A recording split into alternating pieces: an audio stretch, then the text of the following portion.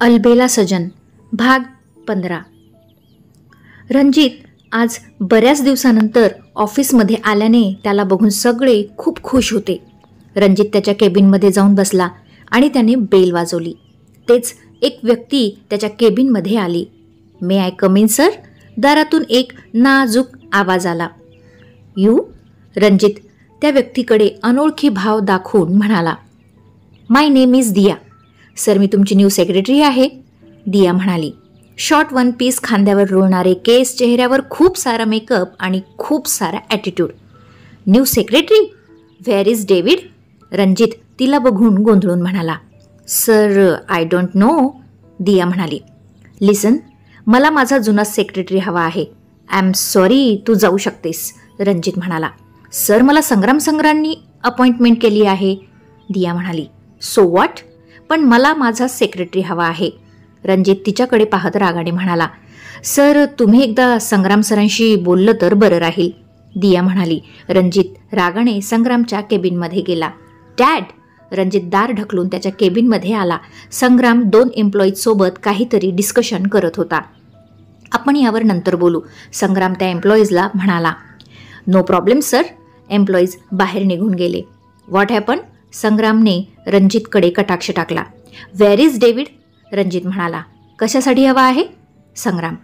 माझा सेक्रेटरी आहे तो डॅड. रणजित. आजपासून दिया तुझी सेक्रेटरी आहे. लता म्हणजे त्याची सावत्र आई पाठीमागून आत येत म्हणाली.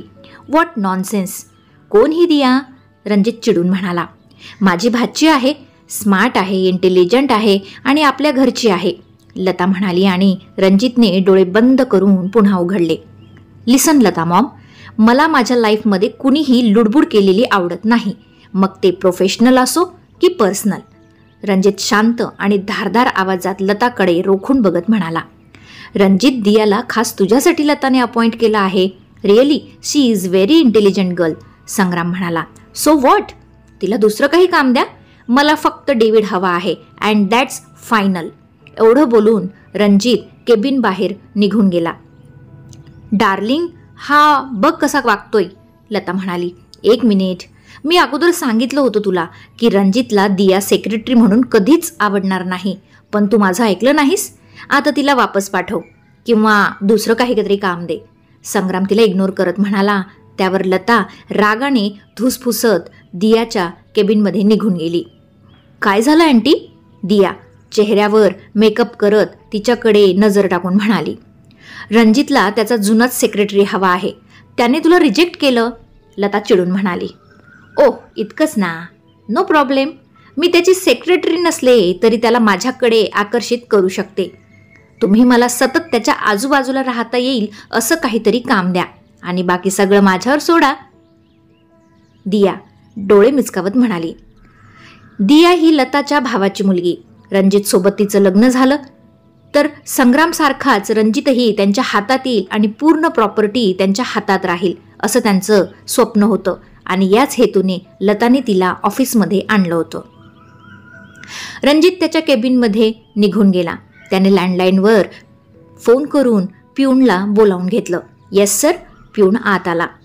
तुला माहीत आहे डेव्हिड कुठे आहे? रणजितने सरळ विचारलं. सर, तुमचा ॲक्सिडेंट झाल्यावर लता मॅडमनी त्यांना काढून टाकलं. तेव्हापासून ते ऑफिसला आलेच नाहीत. पिऊन म्हणाला. त्याचा काही कॉन्टॅक्ट नंबर आहे तुझ्याकडे? रणजित. नाही सर. पिऊन. ओके, मिस्टर पाटीलला बोलाव. रणजित म्हणाला. हो सर, लगेच पाठवतो. असं म्हणून पिऊन बाहेर गेला आणि थोड्याच वेळात मिस्टर पाटील रणजितच्या केबिनमध्ये आले. मिस्टर पाटील, तुम्हाला डेव्हिडबद्दल काही माहिती आहे का? रणजितने विचारलं. जास्त काही नाही, पण त्याने दुसरीकडे कुठे जॉब केला नाही हे एवढं मात्र माहीत आहे. मिस्टर पाटील म्हणाले. का? रणजित. ॲक्च्युली सर, त्याला इथून जायचं नव्हतं, पण मॅडम निघून त्याच्यावर काहीही आरोप केले. त्यामुळे त्याला कॉर्पोरेट ऑफिसला दुसरीकडे जॉब मिळणं मुश्किल होतं. मागे एकदा पबमध्ये मॅनेजर म्हणून काम करत होता. त्याच्या मित्राचा पब आहे तो. आता तिथेही आहे की नाही माहीत नाही. मिस्टर पाटील म्हणाले. ओके, तुम्ही जाऊ शकता. रणजित म्हणाला. रणजित विचार करत तसाच थोडा वेळ चेअरला रेलून बसला आणि मग कोट हातात घेऊन केबिन बाहेर पडला. शिवापूर. 2 दिवसांनी शाळा सुरू होणार होत्या. म्हणून मीरा आता सगळे विचार झटकून आपापल्या कामाला लागली. ती तिचं सामान घेऊन तिच्या घरी म्हणजे राधा आत्यासोबत राहायला जाणार होती. आबासाहेब आणि मालतीला याचं वाईट वाटत होतं, पण तीही मजबूर होती. वाड्यात तिच्या आणि रणजितच्या खूप आठवणी होत्या. त्या आठवल्या की तिला त्रास व्हायचा, त्यामुळे तिने वाडा सोडण्याचा निर्णय घेतला. संजयलाही ते पटलं. तिने अजून यात अडकून पडू नये म्हणून संजयने आबा आणि मालतीला समजावलं आणि त्यांनी तिला जाण्याची परमिशन दिली. मीरा बॅगेत तिचं सामान भरत होती. कपाटातून कपडे बाहेर काढताना तिला ती बेडशीट दिसली. त्याला बघून तिच्या डोळ्यात पाणी आलं. त्याचा पहिला स्पर्श तिला झाला होता. त्याच्यासोबत कडू जरी आठवणी असल्या तरी त्यानंतर त्यांचं नातं खूप घट्ट झालं होतं. मीरा, गोपाळ आणि त्याची गँग तिच्या रूममध्ये आली. तिने लगेच डोळे पुसले आणि गडबडीने बेडशीट बॅगेत टाकून दिली. अरे गोपाळ, वनिता, तुम्ही सगळे इथे? मीरा नॉर्मल दाखवण्याचा प्रयत्न करत म्हणाली. तुला मदत करायला आलो आहोत, गोपाळ हसत म्हणाला. खरंच? ठीक आहे, छान केलं हो तुम्ही आलात. मला खरंच तुमच्या मदतीची गरज होती, मीरा हसून म्हणाली. आणि मग त्यांनी तिला तिचं सामान भरण्यात मदत केली. टेबलवर रणजितचा फोटो फ्रेम होता. गोपाळने रागाने तो टेबलच्या ड्रॉअरमध्ये टाकून दिला. मीराने बघितलं आणि शांत राहिली. सगळं सामान बॅगेत भरून मीरा मुलांसोबत खाली आली. आबासाहेब, मालती, संजय बैठकीत होते. आबा, मीरा आबांजवळ येऊन म्हणाली. झालं तुझं आवरून? आबासाहेब म्हणाले. झालं, येते मी. मीरा थोडं हसून त्यांच्या पाया पडून म्हणाली. कधीही कशाची गरज लागली तर या बापाला फक्त एक हाक मारायची, मी लगेच येईन. आबासाहेब तिच्या डोक्यावरून हात फिरवत म्हणाले. माहीत आहे मला, तुम्ही सगळे पाठीशी आहात म्हणून तर हे सगळं सहन करण्याची ताकद भेटते आहे मला. मीरा म्हणाली. तू फक्त खंबीर राहा, बाकी आम्ही आहोत तुझ्यासोबत, संजय म्हणाला.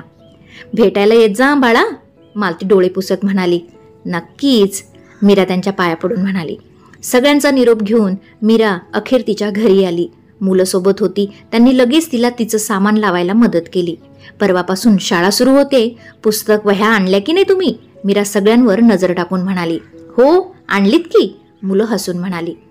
आपण लगेच शिकवणी सुरू करणार आहोत हा, तर सगळ्यांनी आता नीट मन लावून अभ्यास करायचा, मीरा म्हणाली. हो, सगळ्या मुलांनी एकत्र हो भरला. राधाने त्यांच्यासाठी खाऊ बनवला होता. सगळे तोच खात छान बोलत होते. गोपाळ मुद्दाम मीराला हसवण्यासाठी वेगवेगळे जोक सांगत होता. ती चेहऱ्याने तर त्यांच्या पुढे हसत होती, पण तिच्या डोळ्यातील दुःख मात्र तिला लपवता येत नव्हतं. तिला तसं बघून राधा आत्याला खूप वाईट वाटत होतं. त्यांचं मन तीळ तीळ तुटत होतं. रणजितने बाहेर जाऊन एक फोन घेतला. त्यात VIP सिम कार्ड टाकून सगळ्यात आधी त्याने डेव्हिडला फोन लावला, पण त्याचा फोन बंद येत होता. मग तो त्याला माहीत असलेल्या मित्रांना चौकशी करत ज्या ठिकाणी डेव्हिड काम करत होता त्या ठिकाणी आला. तिथून त्याला डेव्हिडचा नवीन पत्ता आणि फोन नंबरही मिळाला. त्याने त्या नंबरवरती लगेच फोन केला. हॅलो, डेव्हिडने समोरून फोन उचलला. डेव्हिड, रणजित म्हणाला. बॉस? त्याचा आवाज ऐकून डेव्हिड चकित झाला. बॉस, तुम्ही? खरंच तुम्ही बोलत आहात? डेव्हिड अविश्वासाने आणि आश्चर्याने पुन्हा पुन्हा त्या फोनला पाहत बोलत होता. येस, रणजित डोळ्यात पाणी आणून हसत म्हणाला. तुम्ही ठीक आहात ना? त्यावर डेव्हिडने काळजीने विचारलं. Yes David, I am perfectly fine. I want to meet you, Ranjit म्हणाला. हो, मी येतो तुम्हाला भेटायला. तुम्ही कुठे आहात सांगा? डेव्हिड लगेच म्हणाला. मी सिटी मॉलमध्ये आहे, रणजित म्हणाला. ओके, तिथं एक कॉफी शॉप आहे, तिथे वेट करा, मी लगेच आलो, डेव्हिड खुश होत म्हणाला. ओके, कम फास्ट, रणजित म्हणाला. रणजित कॅफेत डेव्हिडचा वेट करत होता आणि अवघ्या 10 मिनिटाच्या आत डेव्हिड तेथे आला. बॉस, डेव्हिड त्याला समोर पाहून खूपच खुश झाला. डेव्हिड, रणजितनेही उठून त्याला गच्च मिठी मारली. तुम्हाला ठीक बघून मला किती आनंद होतोय मी सांगूच शकत नाही, डेव्हिड पुन्हा रडत म्हणाला. त्याला मागच्या सगळ्या गोष्टी आठवत होत्या. तुला बघून मलाही खूप आनंद झालाय डेव्हिड, रणजितही भाऊक होत म्हणाला. बरं ये, बस, रणजितने त्याला बसायला चेअर दिली. दोघेही कॉफी घेत बोलत होते. डेव्हिड मागच्या 3 वर्षांपासून रणजितसोबत त्याच्यासोबत काम करत होता. त्याचा सेक्रेटरी, PA, ड्रायव्हर, बॉडीगार्ड सगळं काही डेव्हिडच होता. रणजित त्याला सोबत घेतल्याशिवाय कुठेही जायचा नाही. डेव्हिड त्याची सावली बनून त्याच्या कायम सोबत असायचा. तू जॉब का सोडलास? रणजितने विचारलं. तुमचा ॲक्सिडेंट झाल्यावर मला जास्त कोणी तिथे पसंत केलंच नाही. डेव्हिडचा रोख लताकडे होता. समजलं.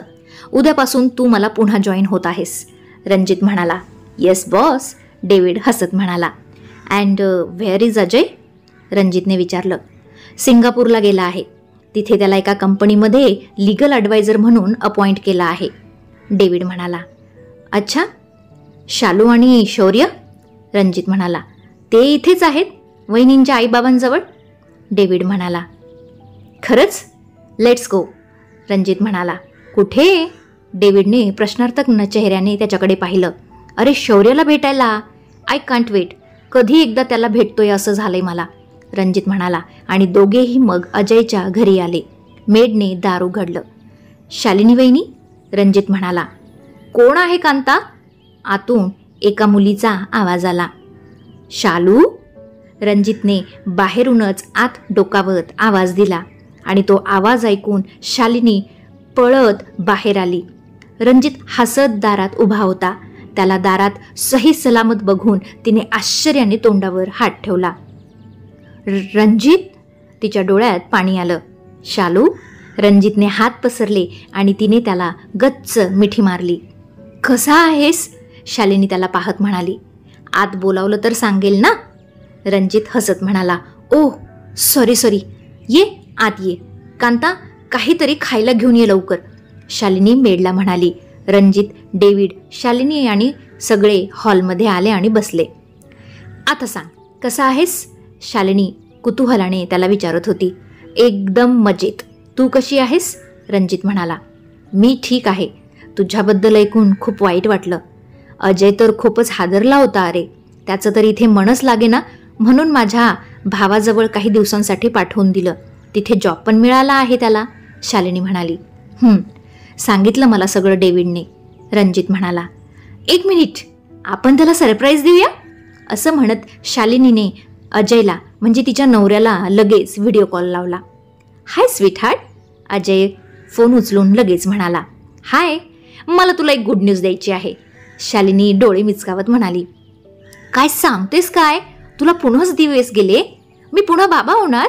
अजय तिच्या बोलण्यावर खूपच एक्साइट होत म्हणाला. स्टॉपिड, अगोदर ऐकून तर घे, ॲक्च्युली पाहून घे, असं म्हणत तिने कॅमेरा रणजितकडे केला. रणजित? अजय आश्चर्याने रणजितला त्याच्या घरी बसलेला पाहून म्हणाला. कसा आहेस मित्रा? रणजित एकदम दिलगीर होत त्याला म्हणाला. त्याला समोर बघून अजयला रडूच आलं. अरे? रणजित सुद्धा डोळ्यात पाणी आणून हसत म्हणाला. दोघेही एकमेकांना डोळे भरून पाहत होते. यार, मला माझ्या डोळ्यांवर विश्वासच बसत नाहीये. आय रिअली मिस यू यार. मी येतोय तिकडे लगेच. मला नाही आता इथे थांबायचं, अजय डोळे पुसत म्हणाला. अरे हो, त्यासाठीच तर तुला फोन केला आहे ना. लगेच रिझाईन दे आणि इकडे ये. आय नीड यू यार. आय मिस यू, रणजित म्हणाला आणि त्यानंतर मग थोडंफार बोलून अजयने फोन ठेवून दिला. तर हे आहेत अजय आणि शालिनी, रणजितचे स्कूलपासूनचे फ्रेंड्स. पुढे अजय आणि शालिनीने लॉ घेतलं आणि रणजित IT ला गेला. पण त्यांची मैत्री अजूनही आहे तशीच होती, एकदम घट्ट. अजय आणि शालिनीचं लग्न झालं. त्यांना एक मुलगा आहे, शौर्य, एकदम खट्टाळ, अवकाळी, रणजितचा फेवरेट आणि रणजित त्याचा फेवरेट. शालू, शौर्य कुठे आहे ग? आता बराच मोठा झाला असेल ना? मला विसरला तर नाही ना? रणजित आजूबाजूला बघत खूपच अधीरतेने शालिनीला म्हणाला. मोठा? अरे मोठा तर झालाच आहे, पण तुला अजूनही विसरला नाही. रोज तुझी आठवण काढत असतो. मग मी त्याला तुझे आणि त्याचे व्हिडिओज दाखवते. खूप खुश असतो तुझे व्हिडिओ बघून. खूप मिस करतो तुला. कुठे आहे तो? रणजित म्हणाला. झोपला आहे. थांबा मी उठवते, शालिनी म्हणाली. ए नको, मीच उठवतो.